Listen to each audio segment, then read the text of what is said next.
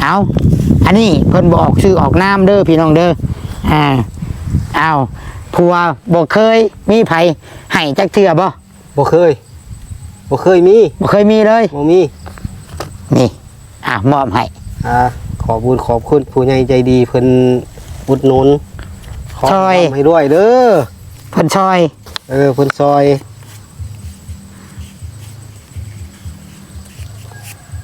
ให้เมียพี่น้องเอ้ยที่แล้วว่าอยู่ก็ขอบุญขอบคุณที่ว่าเพิ่นใจดีแต่ผู้ขานี่เสียดให้เห็นบ่เป็นคนเกเรเด้ออันนี้ยอมรับบ่ยอมเป็นคนเกเรบ่ยอมว่าสิเป็นกินเหล้าติดยาไปทั่วทีเลยบ่สนน้ำครอบครัวบ่ผู้ขาบ่เคยเป็นสิขอเฮ็ดแต่สิ่งดีๆให้ทุกคนเห็นเนาะใจดีทุกคนเห็นหรือว่า FC ของตู่ซิดทุกคนให้เห็นให้เป็นจริงโดยสาธุเนาะไอ้เจ็บมันนี้คิดว่าอยู่บ่ว่าสิเอาเงินเอาคำมาใช้ได้อันคิดนักนักเลยบ่นักบ่จักเงินค่าดองอีกบ่จักค่าดองบ่จักไม่มีหลายค่าจักเพิ่นสิว่าหยังแน่จักเพิ่นสิว่าหยังแน่คำอีกแม่นทองอีกแม่นงัวอีก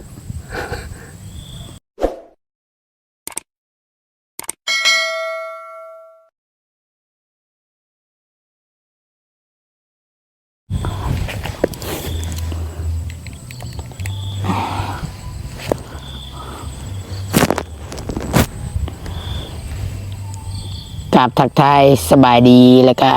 สวัสดีFCทุกคนทุกท่านเด้อพี่น้องเด้อบ่ว่าจะอยู่ภายในและก็ต่างประเทศพี่น้องเอ้ยเนาะพอๆกันอีกแล้วพี่น้องคลิปนี้กับตู่ซิดพี่น้องเอ้ยยังอยู่โฮมกกไม้นั่งเบิ่งน้องมะนาวเบิ่งสองผัวเมียคู่หักเข้าไม้ป่ามันพี่น้องเกี่ยวเขาเนาะเดินทางมากอะได้นั่งพักผ่อนถึงเติบพี่น้องบัดนี้เพิ่นเกี่ยวเข่าและเมื่อยแต่เพิ่นกำลังสิมาพักผ่อนอยู่โฮมกกไม้พอดีตู่ซิดจะสิได้ถือโอกาสพี่น้องมอบเงินให้เพิ่นเนาะเอาไว้ปั่นเข่าพี่น้องคือตู่ซิดได้แจ้งไปพี่น้องเอ้ยแล้วก็จะมาแจ้งข่าวดีอีกพี่น้องเอ้ยเนาะแจ้งข่าวดีอีกแล้วก็ข่าวดีต่อเนื่องเลยแบบนี้บัดนี้พี่น้องเอ้ยเนาะคือมีอีกข่าวดีอีกข่าวนึงก็คือว่าเป็นผู้ใหญ่อยู่ทางฝั่งไทยพี่น้องเป็นคนไทยอันนี้เนาะเป็นคนไทยถือว่าเป็นคนไทยพี่น้องเอ้ยอ้ายเพิ่นนี่เนาะเพิ่นเบิ่งคลิปตู่ซิดพี่น้องเอ้ยเพิ่นเบิ่งคลิปของตู่ซิดพี่น้อง เพิ่นเบิ่งคลิปของตู่ซิดแหละที่ว่าตู่ซิดถาม FC แล้วก็ถามอันน้องมะนาวกับผัวครอบครัวเพิ่นแล้วก็ถาม FC ว่าอยากให้ตู่ซิดนี่ส่งฮอดแต่ตลาดเซโนบ่หรือว่าไปส่งฮอดสะพานพี่น้องไอ้เนาะหลังจากนั้นก็มีผู้ใหญ่ทักเข้ามาพี่น้องเดี๋ยวเรื่องนี้ถ้าไปฟังน้ำกันพร้อมกันกับจะเฉลยให้น้องมะนาวกับผัวเพิ่นเนาะแต่ว่าลักๆก็สิมอบเงินให้เพิ่น500,000คลิปนี้พี่น้อง500,000แล้วแต่ให้เพิ่นจัดแจงเอาไว้ปั่นข้าวปั่นน้ำส่วนเรื่องแน่อยู่แน่กินตัวที่ซื้อมาให้เนาะผู้ใหญ่เพิ่นกำชับเพิ่นบอกมาแบบนั้นเพราะว่ามื้ออื่นตลาดนัดเดี๋ยวตัวชิดสีลงและตัวชิดสิถ่ายคลิปให้พี่น้องเบิ่งอีกซื้อแน่อยู่แน่กินบำรุงเคยไหมว่าท่านทราบพี่น้องบำรุงเคยไหมบำรุงคู่หักคู่ใหม่เข่าไม่ป่ามันพี่น้องเนาะ เดี๋ยวจีโบมีแห้งเกี่ยวเข่าเนาะเอากะก่อนจะไปมอบเงินมอบคำกะตัวซิดก็ขอขอบบุญขอบคุณเด้อทางเอื้อยอยู่ทางออสเตรเลียเนาะที่ฝากเงินมาให้น้องมะนาวเพื่อซื้อแนวกินแน่แล้วก็ตัวซิดสิแบ่งให้เพิ่น500,000เพื่อไว้ ปั่นข้าวปั่นน้ำแน่เนาะแล้วก็ขอบใจเอื้อยอยู่ทางอเมริกาเนาะพี่น้องเนาะเมียตำรวจเมียตำรวจนำทิพย์ที่เพิ่นสีจัดแจงเครื่องบอนอยู่บอนนอนให้เจ้าบ่าวเจ้าสาวเนาะหรือว่าหลายก็หันกับเขากับบุหูตุชิดกันยังบุหูแต่เอื้อยนำทิพย์บอกว่างานนี้เห็นยังไงนะโอ้พี่น้องขอบใจหลายๆเพื่อนเห็นข่อยนั่งย่อๆนะเพื่อนเอาอันนี้มาให้ใจหลายๆเด้อโอ้ขอบใจหลายๆคักปันยังบัดนี้เบิ้งพอนั่งคักก่อนนะโอ้ยขอบใจหลายๆเพื่อนเห็นข่อยนั่งย่อๆพี่น้องเอ๋เนาะก้อยหมดแดงมีหมดแดงไปจักบ่มีเนาะหมดแดงอันเดียวโอ้ถึงวางยาแล้วพี่น้องโอ้ถึงวางยาแล้วใจขาดรถจะเอาหยุดเรื่องจะลกก่อนข่าวเรื่องก็คือว่าเอ้ยน้ำทิพย์นี่กับอ้ายตำรวจอยู่อเมริกานี่เพิ่นเป็นคนลาวนะพี่น้องเพิ่นตุชิตจากเมื่อเฮือนตุชิตจะได้โทรหาเพิ่นคุยกันถือว่า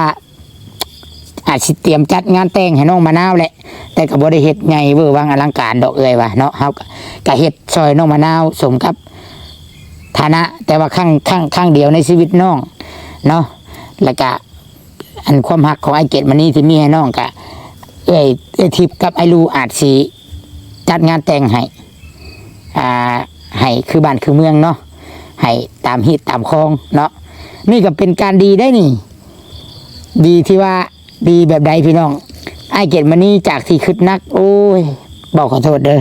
เฮาคิดในใจเนาะคิดในใจคันเฮาเป็นคนที่ได้เมียเนาะคือตัวชีวิตยังคิดอันกูจะเอาเงินใช่ดิเงินแต่งขอต่างหากบัดนี้เงินจัดงานดอกงานดองดิเนาะกูจะเอามาใช้ก็คิดผู้เดียวอยู่ได้ แต่ว่าได้อยากได้เมียเนาะ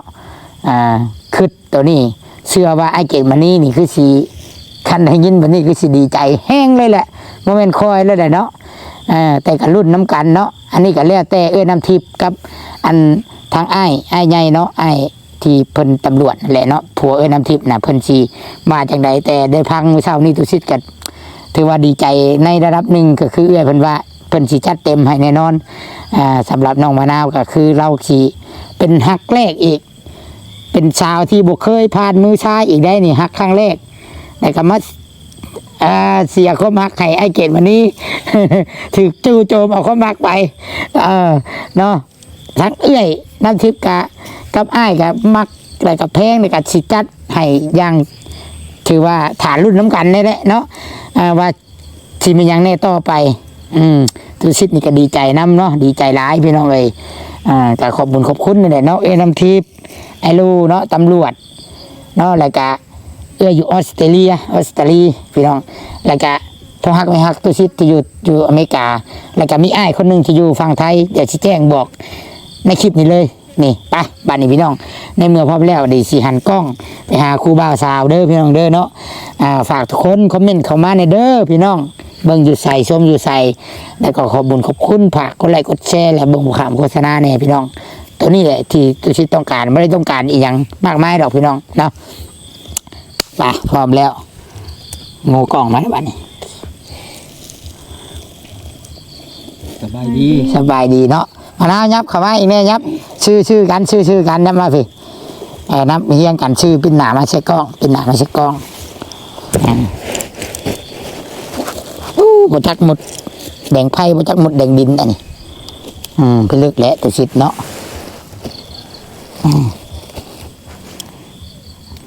เด้อปับกล้องกันเด้อพี่น้องเด้อเอาติดไอเกตมานี้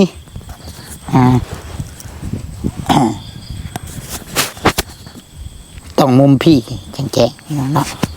ต้องมุมนี้มุมนี้มะนาวยับมานั่งพี่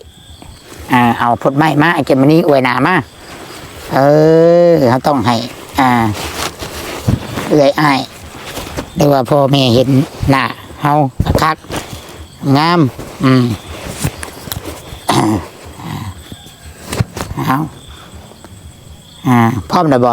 พร้อมแล้ว เอ้ยยิ้มเปื่อยๆคือจะได้ยินไปแล้วเนาะข่อยว่าอีกนี่เอาคำได้ยินไปแล้วกะ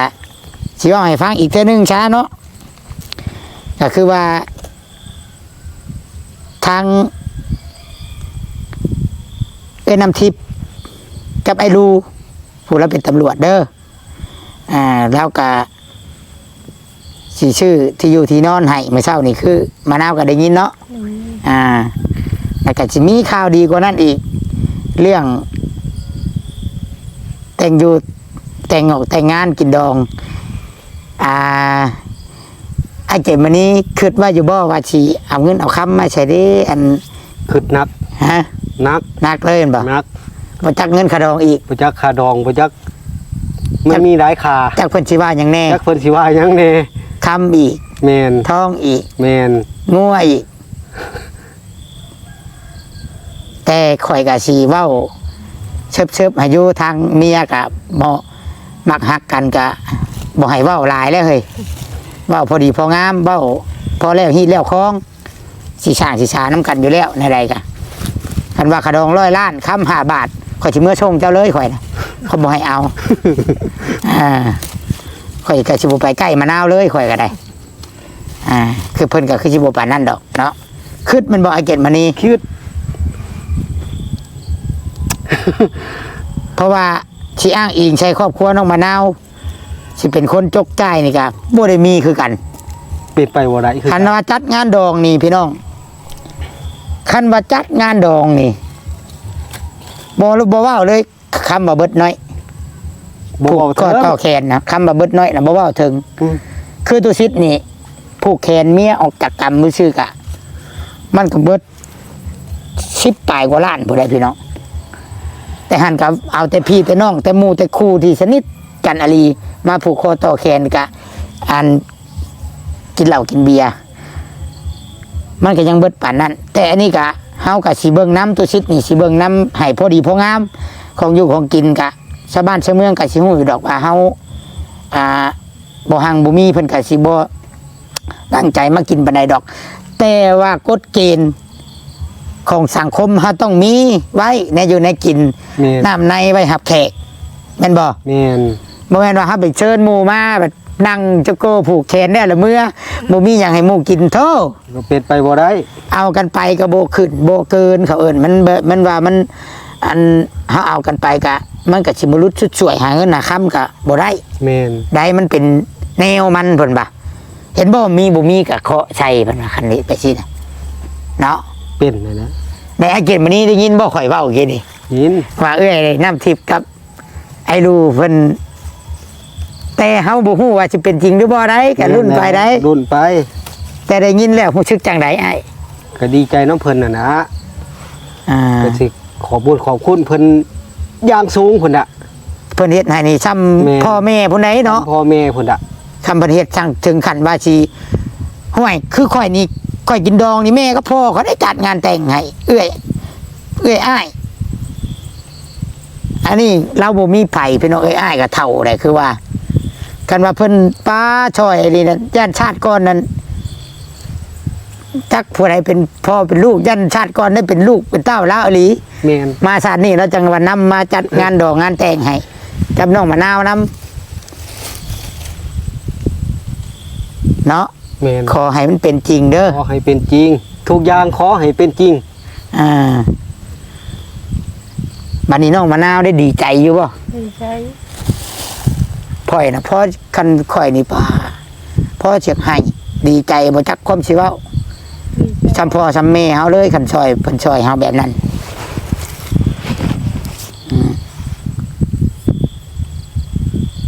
มีแต่ว่าบัดสิฮอดมื้อฮอดยามแล้วให้บอกล่วงหน้าได้อย่าบอกเอาจะจ้อยได้ยันเพิ่นฝากเงินฝากคำมาบ่ทันได้เด้อ แม่นน่ะนะ3-4มาแต่พุ่น กล้าว่าซองเรือซองทิศบอกเลยบอกโลดบ่แม่นสิปุ๊บปั๊บคือมื้อเช้านี่ย่างไปปุ๊บปั๊บไปซะบ่ทัน บ่ทัน นั่นน่ะเอาเบิ่งเดี๋ยวบัดนี้สิเอาเงินให้น้องมะนาวก่อนเนาะ กับไอเกตมานี่อ่า นี่ก็เป็นกำลังใจอีกกำลังใจหนึ่งข่าวดีนะตัวเนืองเดี๋ยวจะแจ้งอีกมอบเงินเดี๋ยวจะแจ้งข่าวดีอีกเด้อเป็นกำลังใจให้เคยไหมกับไพ่ไหมพี่น้องเลยเนาะนี่จำนวนเงิน1,500,000 กีบเนาะตุชิตบริเตะบริต้องจักกีบทำตามหน้าที่ของผู้ใหญ่มอบหมายให้ของเอื้อยจากออสเตรเลียพี่น้องเนาะนับน้ำกัน1 2 3 4 5 แสนนี่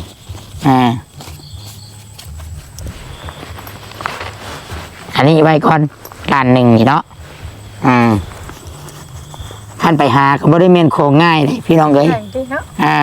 มะนาวหาได้บ่มือ1 5 แสนนี่บ่ได้คอยว่าบ่ว่าแต่เป็นมือเป็นมือเป็นเดือนคอยว่าความสามารถน้องมะนาวนี่บ่ได้มือหนึ่งพี่น้องอันนี้ล้านห้าต้องให้ทำนึกบุญคุณที่เพิ่นช่วยเฮาเด้อแต่เชื่อว่าน้องมะนาวกับผัวเพิ่นกับครอบครัวเพิ่นรักษาตัวนี้ไว้ได้อยู่ดอกเนาะเอาอันนี้เพิ่นบอกชื่อออกนามเด้อพี่น้องเด้อเอา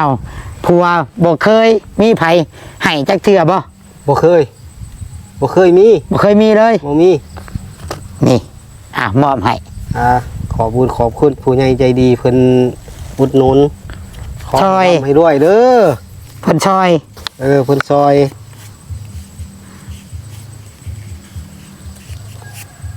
ให้เมียพี่น้องเอ้ยที่แล้วว่าอยู่เวลาผัวเงินให้เว้าไหนใจขับใจเด้อเด้อขับใจเด้อผัวเด้อก็ว่าสิแล้วว่าเด้อขับใจเด้อผัวเด้อแล้วกันแน่มึงผัวแหละใจเด้อผัวเด้อผัวก็มีแฮงไปหาเงินมาให้บ้านนี้ผัวก็ได้เมียเว้าไปสิอันนี้หาเงินให้ยังจมยังให้อยู่แต่ละมื้อนี่ก็จะไปเลยเท่านั้นแล้วเอาผักไอเกตมื้อนี้ขอบใจเอ้ยเพิ่นแน่เราอยู่ทางออสเตรเลียเด้อครับน้องมะนาวเอานมมือขึ้นขอบใจเพิ่นเก็บมานี่บ่เลยน้ำทิพย์น้ำทิพย์เนาะบ่แม่นอันนี้นะเพิ่นบ่ได้ออกชื่อออกน้ำบ่ได้ออกซื้อเพิ่นอยู่ออสเตรเลียก็ขอให้เพิ่นอยู่ดีมีแฮงมีดำด้วยใช่ห่างโรคจากหลายๆไปใกล้ๆบ่ให้มีโรคภัยไข้เจ็บเนาะไข้เจ็บเข้ามาขอให้มีแต่สิ่งดีๆเข้ามาในชีวิตขอให้โชคให้มานตลอดไปสาธุนะกะคือไอเก็บมานี้กะต้องกับอันมะนาวนี่ต้องจื้อไว้2 คนว่าจะบ่เฮ็ดให้ผู้ใหญ่ผิดหวังเนาะสิ่งที่สำคัญที่สิ่งที่เพิ่นอยากเห็นให้ฮักให้แพงกันบ่ให้ป้าให้ทิ่มที่เพิ่นอยากเห็นให้ดุให้มันเฮ็ดให้เพิ่นเห็นเฮ็ดให้ได้เด้อได้แจ้งข่าวดีอีกบาดนี้อยากพักอีกอยู่วะคือน้องมะนาวนี่อยากให้ไปชมฮอดเชโนหรืออยากให้ชมฮอดสะพานสะพานนู่นแหละอยากไปชมผัวฮอดสะพานคุณได้สิทธิ์นั้นเดี๋ยวนี้ดีใจป่ะ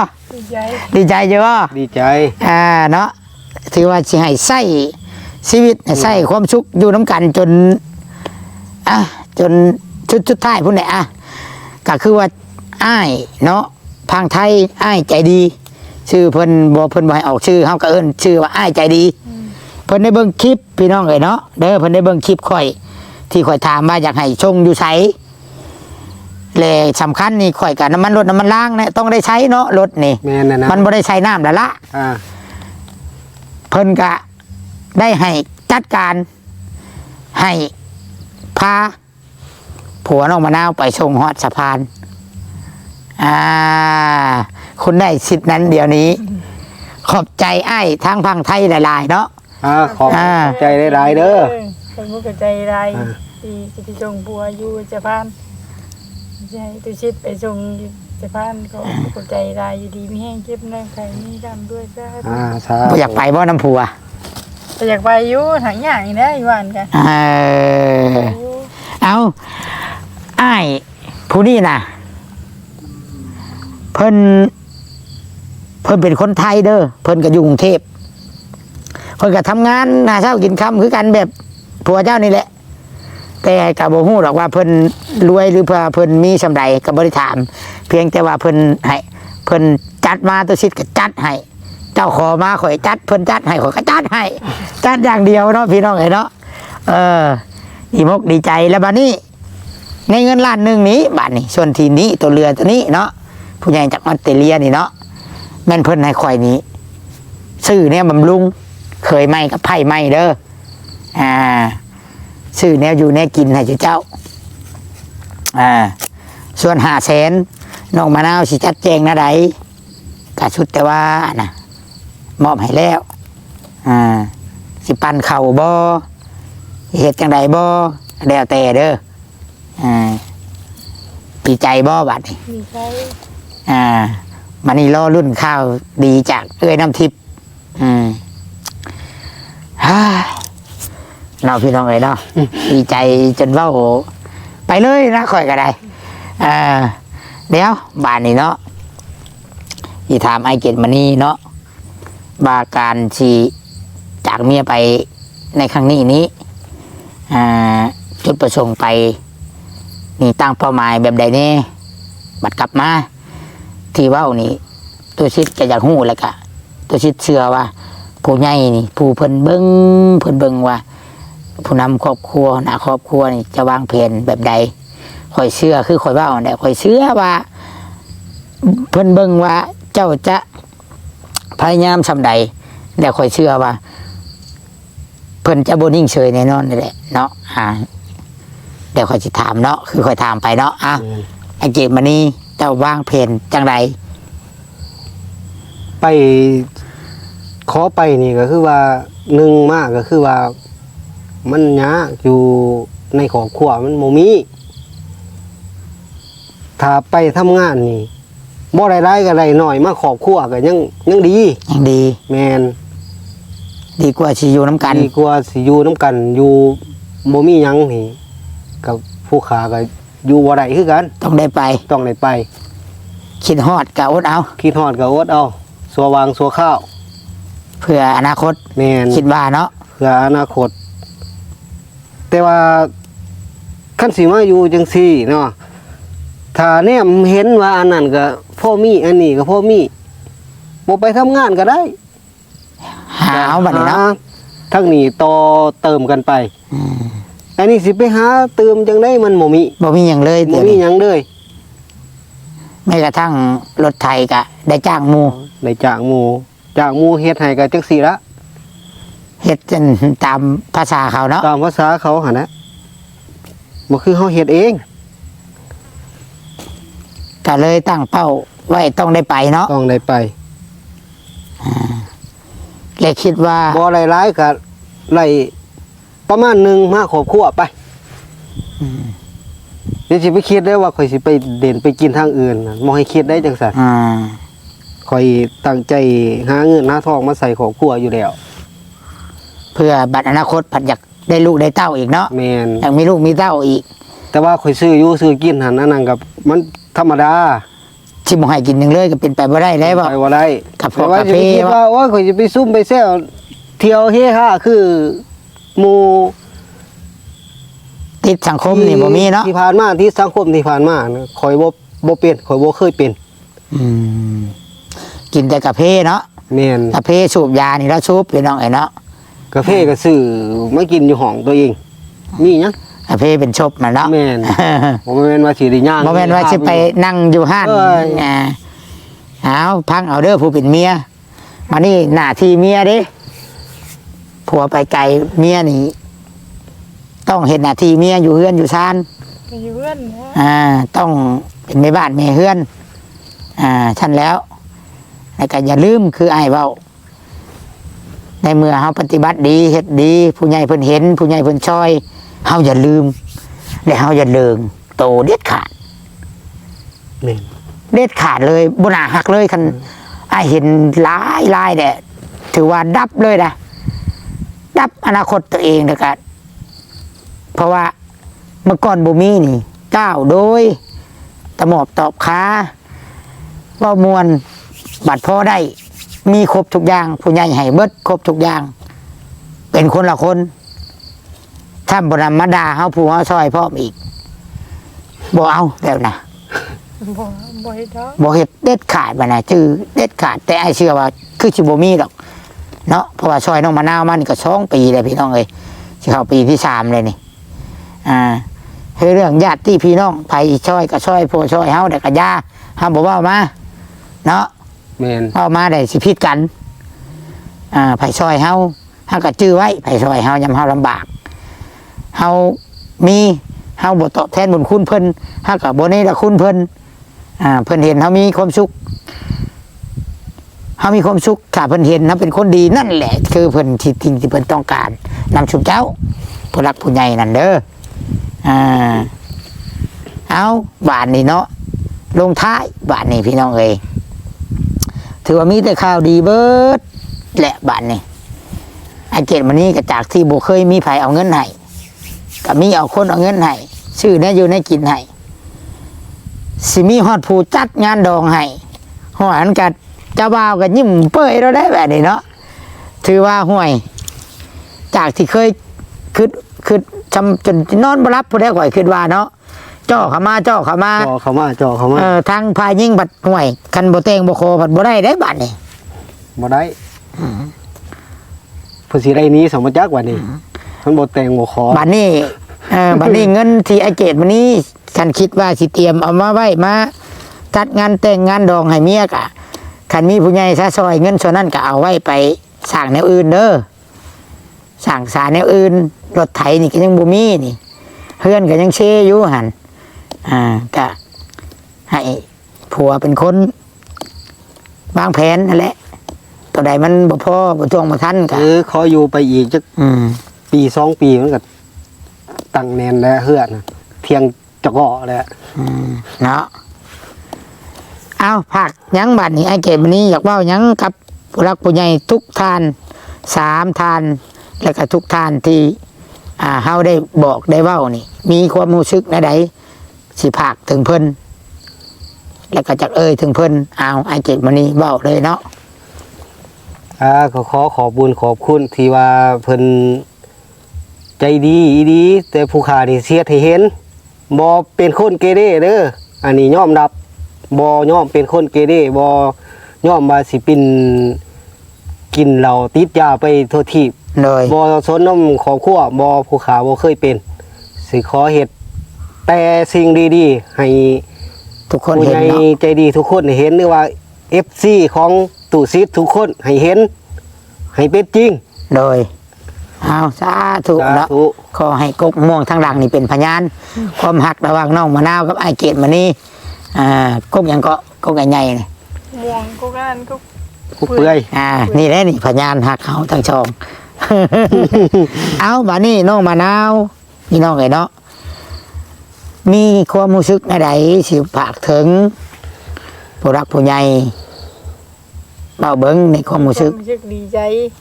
แล้วก็ฝากมุกกับใจเพิ่นได้พี่เพิ่นเจอเดือเข้ามาขอให้เพิ่นอยู่ดีมีแห้งดำให้ด้วยสาธุเอาบาทนี่พี่น้องเอ๋ยเนาะก็สิได้ให้ชุมเพิ่นนั้นเห็นเวียกเกี่ยวเขาแต่ยังมีเวลาอยู่น้ำกันอีก1 มื้อคันสิลงไปช่วงเพิ่นบาทนี่พี่น้องสิขึ้นรถตอนแรงนะว่าตอนช่วงทุ่ม2 ทุ่มอะไรเนาะเดี๋ยวไปแจ้งอยู่พุ่นเนาะช่วงขึ้นรถช่วงบ่ายก็ได้ช่วง4 โมงเมื่อช่วงบ่ายป่ะแม่นคันเมื่อช่วงบ่ายกะเที่ยงกินข้าวเที่ยงแล้วได้สิลงเมื่อช่วงเลยเพื่อฮอดสะพานกับประมาณ1 ชั่วโมงนะขี่รถแต่มันโคกไปลงสะพานกะสิประมาณตกอยู่บ่าย 1 บ่าย 2กะขวบไปพุ่นก็เป็น4 โมงแรงเด้อ3-4 โมงแรงกะชื่อตัวชื่ออย่างอยู่พุ่นเลยแต่บ่ได้ขามฮอดพังพุ่นเด้อพี่น้องเด้อขามฮอดใจสะพานจอดอยู่หันแหละไอ้เก็บมานี่กับว่ามีรถทัวร์มาลัดเอาอยู่แล้วขามไปนะบ่ยากนั่งรถทัวร์ขามไปเลยลงบกชเลยจบแล้วก็ชื่อตัวแล้วก็ขึ้นรถทัวร์เข้าเมืองกรุงเทพพี่น้องเอ๋ยเนาะเอาตามนี้พี่น้องบ้านนี้เนาะ ตัวใดยังบ่คักบ่แน่พี่น้องเอ๋ยเนาะคัดของมองใจหรือว่าจะเพิ่มเติม อันใดสิ่งใดเข้ามาให้น้องมะนาวและไอ้เกดมานี่และตู้ชิดเองเนาะเบิ่งขอไม้เด้อไอ้เกดมานี่ให้ทุกคนคอมเมนต์กันเข้ามาเด้อพี่น้องเด้อหรือว่าทักมาเลยทาง Facebook เนาะทักมาหาตู้ชิดเนาะตัวใดที่ว่ามันบ่คักบ่แน่